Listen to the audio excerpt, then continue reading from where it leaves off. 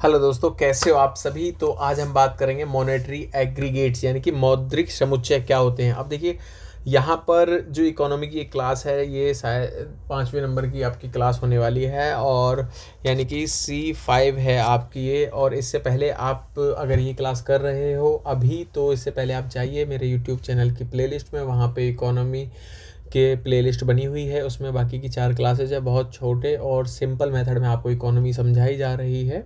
तो प्लीज़ आप इस क्लास को देखने से पहले वो वाली क्लासेस कंप्लीट कर लीजिएगा। बहुत छोटी छोटी शॉर्ट क्लासेज होती हैं, बिल्कुल बेसिक लेवल से यहाँ पे आपको इकोनॉमी समझाई जाती है आसान मेथड्स के द्वारा।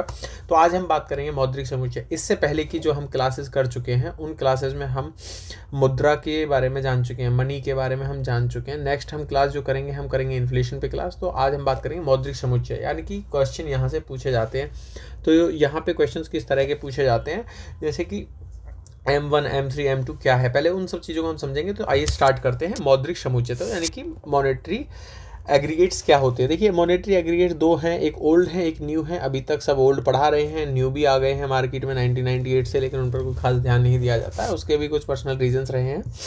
अब ये है कि जैसे क्या है, पहली बात तो हम समझ लेते हैं क्या चीज़ है। अब देखिए, सरकार या RBI को कैसे पता चलेगा कि देश में मौजूदा धन कितना है, कितना पैसा लोगों के पास है, किस किस अकाउंट्स में किस तरह से लोग अपना पैसा रखे हुए हैं, वो चीज़ें जानने के लिए आप समझ लीजिए कि अगर आप अपने घर के मालिक हैं और उस घर में आपको पता करना है कि किस व्यक्ति पर कितना पैसा है, किसने करंट अकाउंट में सेव किया है, किसने सेविंग अकाउंट में कर रखा है, किसने बैंक में FD कराई है, किसने डाकखाने में FD कराई है, तो इन सब के बारे में कैसे पता लगाएंगे। तो उन सबको ही कहा जाता है मौद्रिक समुच्चय। वर्ड को समझिए, समुच्चय, ठीक है। अब ये क्या है, तो ये है आपके अर्थव्यवस्था में मौजूदा धन की कुल मात्रा, यानी कि इसे अलग अलग तरीकों से मापा जाता है। यानी कि कुल मात्रा है भाई, धन की कितनी मात्रा यहाँ पे मौजूद है। जैसे आपके घर में 10 मेंबर हैं, तो 10 लोगों ने अलग अलग तरह से पैसा सेव कर रखा है, तो आप टोटल निकालेंगे भी, टोटल उनके पास में जैसे मान लेते हैं 100 रुपये हैं, तो किसने किस किस तरीके से सेव किया हुआ है, इस तरह का कुछ हम समझ लेते हैं। देखिए, उससे पहले हम कुछ और चीज़ें समझेंगे यहाँ पे। जैसे हाईली लिक्विड मनी, ये बहुत ज़्यादा लिक्विड होती है, बहुत इजी से हम इसे यूज़ कर सकते हैं। यानी कि इसे सिंपल वे में हम कहें तो जैसे कि तुरंत खर्च करने वाला जो पैसा है आपके जेब में, अभी आपके पॉकेट में सपोज जैसे 500 रुपये का नोट पड़ा, आप जाइए 1 मिनट में ये खर्च हो जाएगा। तो इसे ईजी तरीके से खर्च कर सकते हैं। जैसे जेब में रखा हुआ पैसा, करंट अकाउंट का जो पैसा है, ठीक है, करंट अकाउंट का पैसा भी हाईली लिक्विड मनी में आता है। दूसरा होती है लेस लिक्विड, थोड़ी सी कम तरल होती है, यानी कि लिक्विड मतलब तरल, तो अब थोड़ी कम तरल होगी। अब ये तरल कैसे है, यानी कि थोड़ी कठिनाई के बाद निकाला जा सकता है, यानी कि इसको यूज़ करने में थोड़ा सा मतलब आपको कठिनाई हो सकती है। तो उसे क्या कहेंगे, जैसे कि आपके सेविंग अकाउंट में, अब आप जाएंगे पहले सेविंग अकाउंट से पैसा निकालेंगे फिर खर्च करेंगे, तो यहाँ थोड़ा सा दिक्कत होगी जो आपके पॉकेट में पड़ा हुआ पैसा है उसे खर्च करने से करने के बजाय। अब जैसे आप पॉकेट में है, आपकी जेब में जो रखा पैसा, उसे इजीली आप खर्च कर सकते हो, लेकिन उसके बाद आप सेविंग अकाउंट में जाएंगे, तब वहाँ से निकाल के लाएंगे, तब आ जाएंगे पोस्ट ऑफिस में आपने जमा पैसा कर रखा है, तो वहाँ से जब खुलेगा, टाइम होगा ओपन, तब आप जाके पैसा लाओगे, तो दिक्कत होगी। यहाँ पे लेस लिक्विड मनी हुई। एक होती है लीस्ट, ये सबसे कम तरल हुई, यानी कि ऐसी मनी होती है जो लंबी अवधि के लिए रखी जाती है। अब लंबी अवधि के लिए कैसे, आप जाइए बैंक में, जैसे आपने सुना होगा बैंक वाले आपसे कहते हैं आइए सर हमसे FD करा लीजिए, इतना इंटरेस्ट देंगे। सीनियर सिटीजन्स को FD पर कुछ एक्स्ट्रा इंटरेस्ट दिया जाता है। तो FD क्या है, FD एक लॉक्ड अमाउंट होती है, यानी कि आप लॉक कर दी जाती है कुछ पीरियड के लिए। जैसे कि आप 1 ईयर के लिए हो गई, 3 ईयर्स के लिए लॉक करवा लो, 5 साल के लिए करा लो, तो इन पे इंटरेस्ट उसी हिसाब से आपको मिलता है। तो क्या है, अब मान लीजिए आपने 3 ईयर की FD करवाई, तो क्या वो ईजी से यूज़ हो सकता है, नहीं ना। तो वो आपका लंबी अवधि का हो गया, यानी कि लीस्ट लिक्विड मनी हुई। अब ये तो आप कॉन्सेप्ट समझ गए। अब इससे आगे हम चलते हैं, यानी कि कुछ जैसे कि पारंपरिक मौद्रिक समुच्चय, यानी कि ट्रेडिशनल मॉनेटरी एग्रीगेट क्या है। अब ये पहले की बात कर रहा हूँ मैं, पहले क्या थे, अभी जो नए वालों यूज़ कर रही है RBI। तो पहले में हम देखेंगे, यहाँ से क्वेश्चन आते हैं, इंपॉर्टेंट है UPSC के लिए, और जितना मैं आज इस वीडियो में बताऊंगा उनसे आपका UPSC में जो भी कोई क्वेश्चन आएगा तो वो आप सॉल्व कर सकते हो। तो हम बात करेंगे जैसे M1 क्या है, M1 को हम संकीर्ण मुद्रा भी कह देते हैं, यानी कि नैरो मनी। नैरो मनी कैसे कहेंगे, जैसे कि तुरंत खर्च हो जाने वाली चीज़ें शामिल होती है, जैसे कि जिनको तुरंत खर्च की जा सकती हैं। नैरो मनी आप समझिए, तुरंत खर्च करने वाली चीज़ें, जैसे कि यानी कि आपके पास रखी करेंसी, इसको हम सी से डिनोट कर देंगे, यानी कि कैश जो रखा हुआ है, आपके पॉकेट में जो पैसा रखा हुआ है वो आपका करंट अकाउंट और सेविंग अकाउंट में जो पैसा मांग जमा है, यानी कि डिमांड डिपॉजिट बोलते हैं, यानी कि इन्हें क्या कहेंगे, यहाँ पे सी हो जाएगा, यहाँ पे डिमांड डिपॉजिट हो गया और ये अदर डिपॉजिट ओडीज आएंगे। हम इसको ऐड करेंगे तो यानी कि इसमें क्या क्या शामिल होता है, इसमें C plus D D plus OD ये आपका इसमें शामिल हो जाएगा। अब आप देखेंगे जैसे कि आपके पास रखा पैसा, आपके करंट अकाउंट या सेविंग अकाउंट में रखा हुआ पैसा और आरबीआई के पास अन्य जमा है, अदर डिपॉजिट्स। अब आप इसको समझेंगे यहाँ तक तो ठीक है। जैसे आरबीआई के पास अन्य जमाओं में क्या शामिल नहीं होगा, यहाँ पे क्या शामिल नहीं होगा, यानी कि सरकार की आरबीआई के पास जो जमाएं रखी हुई हैं, यानी कि अब मान लीजिए भारत सरकार ने कुछ पैसा आरबीआई के पास रखा हुआ है तो क्या ओडी में शामिल होगा, ऐसा क्वेश्चन बन सकता है, नहीं, ये ओडी में शामिल नहीं होगा। अब दूसरा हम देखेंगे बैंकिंग व्यवस्था, मान लीजिए एचडीएफसी बैंक ने कुछ पैसा आरबीआई के पास जमा रखा है तो क्या ये उनके अदर डिपॉजिट में, यानी कि क्या M1 में ये काउंट होगा, तो वो नहीं होगा। देखिए क्वेश्चन यहाँ पे इस तरह का भी बन सकता है कि जैसे बैंक ने आपके पैसा रखा हुआ है आरबीआई में तो क्या ये M1 में शामिल होगा, M1 में तो ये नहीं होगा, ये ध्यान रखिएगा क्या शामिल नहीं है। आप नेक्स्ट देखेंगे, अब इसमें एक एग्जांपल है, आपकी जेब में रखा हुआ पैसा, यानी कि 500 रुपये का नोट आपके पॉकेट में रखा हुआ है, प्लस आप ही के कुछ पैसे, यानी कि आपने मान लीजिए 5,000 रुपये सेविंग करके रखे हुए हैं बैंक में, तो वो कहाँ पर शामिल होगा, तो वो शामिल हो जाएगा आपका M1 के अंदर शामिल होने वाला है। दूसरा है कि आप देखेंगे M2 क्या है, M1 में आपको समझा चुका हूँ M1, और M2 में क्या है, अगर मान लीजिए आपके पास, देखिए आपके पास कुछ पैसा पॉकेट में है, ठीक है, कैश रखा हुआ है, प्लस आपने कुछ सेविंग अकाउंट या करंट अकाउंट में रखा हुआ है, प्लस में आपका यहाँ पे अदर डिपॉजिट्स जो आरबीआई के पास रखे हुए हैं, प्लस में क्या होगा, अगर आप ही का कुछ पैसा आपने जाके डाक खाने में जमा कर दिया है, आपने डाक खाने में भी एक अकाउंट खोला हुआ है, वहाँ पे भी कुछ पैसा रखा हुआ है, तो वो M2 में काउंट होगा। तो यहाँ पे ध्यान रखिएगा, M2 मतलब सेकंड मतलब ऑप्शन आएगा तो पोस्ट ऑफिस जमा यहाँ पे आएंगे, यानी कि डाक खाने में आपने 2,000 रुपये जमा किए तो वो M2 का हिस्सा माना जाएगा। मैंने इसलिए एग्जाम्पल भी लिखे हैं, कहीं ऐसे ही क्वेश्चन बनते हैं।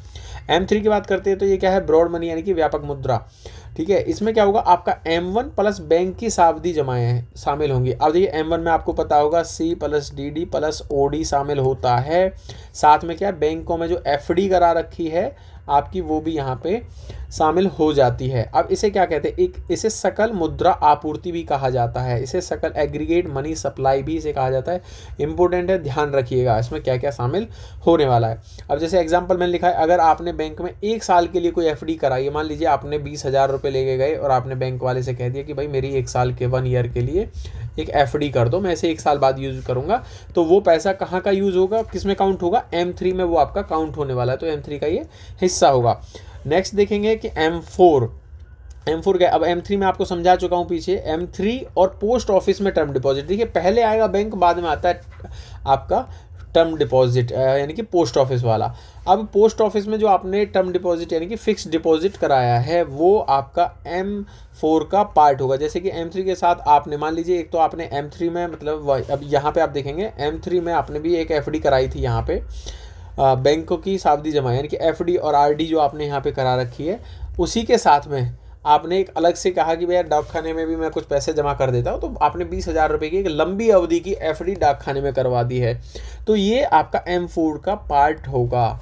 थोड़ा सा वीडियो को दोबारा यहाँ से देख लेना अगर आपको लगे कि कुछ कन्फ्यूजन हो रहा है। तो अब देखेंगे नेक्स्ट, अब यहाँ पे 1998 में क्या हुआ है कि कुछ चेंजेस हुए अर्थव्यवस्था में, तो यहाँ पे नया मौद्रिक समुच्चय के न्यू मॉनेटरी एग्रीगेट्स आ जाते हैं। न्यू मॉनेटरी एग्रीगेट्स क्या होते हैं, अब इनको भी हम समझ लेते हैं। पहले हम इनके समझेंगे कि इनकी ज़रूरत क्यों पड़ी, ठीक है, इन्हें आवश्यकता क्या थी। देखिए उस समय क्या हुआ 1998 के आसपास, उससे पहले LPG रिफॉर्म्स आ गए थे, बैंकिंग सिस्टम में चेंज होने लगे थे, बैंकिंग सिस्टम में बदलाव हुए, जैसे कि नए फाइनेंशियल प्रोडक्ट्स के कारण, कि जैसे कुछ नए फाइनेंशियल प्रोडक्ट्स मार्केट में आ जाते हैं, जैसे कि मैंने यहाँ पे सारे फाइनेंशियल प्रोडक्ट्स लिख दिए, जैसे कि RTGS की फैसिलिटी आ जाती है, नेफ्ट की आ जाती है, डेबिट कार्ड और क्रेडिट कार्ड का विस्तार यहाँ पे होने लगता है, फ्लेक्सी फिक्स्ड डिपॉजिट आ जाता है। फ्लेक्सी फिक्स्ड डिपॉजिट क्या होता है, फ्लेक्सी फिक्स्ड डिपॉजिट क्या है, इसमें सेविंग अकाउंट के साथ एफडी का भी लाभ मिलता है, यानी कि आप सेविंग अकाउंट में जो इंटरेस्ट मान लीजिए 5% का मिल रहा है और एफडी में अगर 7% का मिलता है, तो यहाँ पे इन दोनों सुविधाओं का लाभ मिल जाता है। यहाँ पे एफडी का भी लाभ यहाँ पर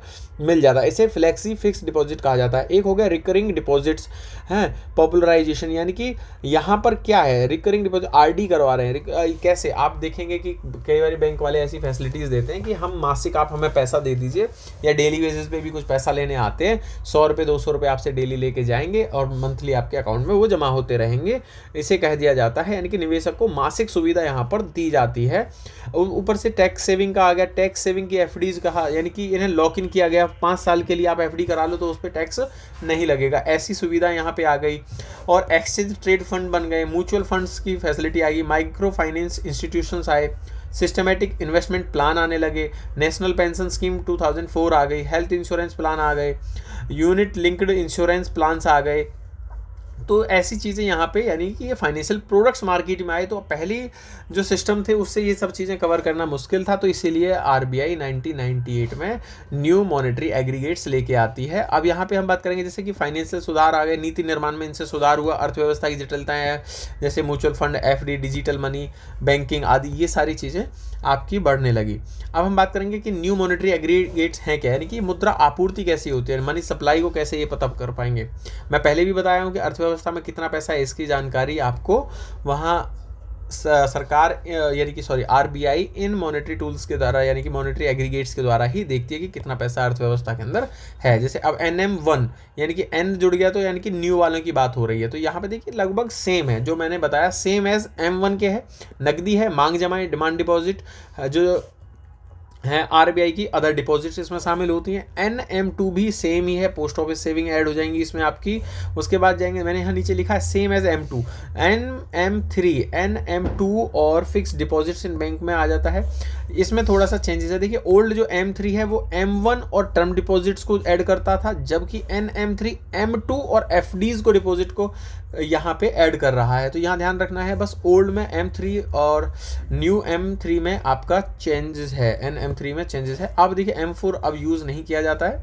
उसका देखेंगे कि यानी कि इनका कहाँ कहाँ यूज़ किया जाता है, क्यों ज़रूरत है, यानी कि इन्फ्लेशन हुआ, विकास दर हुई, बैंकिंग की नीतियों को नियंत्रित करने हेतु इन आंकड़ों का यूज़ किया जाता है। इन आंकड़ों का कहाँ यूज़ किया जाता है, जैसे इन्फ्लेशन हुआ, इसको कंट्रोल करना है, विकास दर को कंट्रोल करना है, बैंकिंग की पॉलिसीज़ हैं उनको कंट्रोल करना है, इन सब में इनका यूज़ किया जाता है।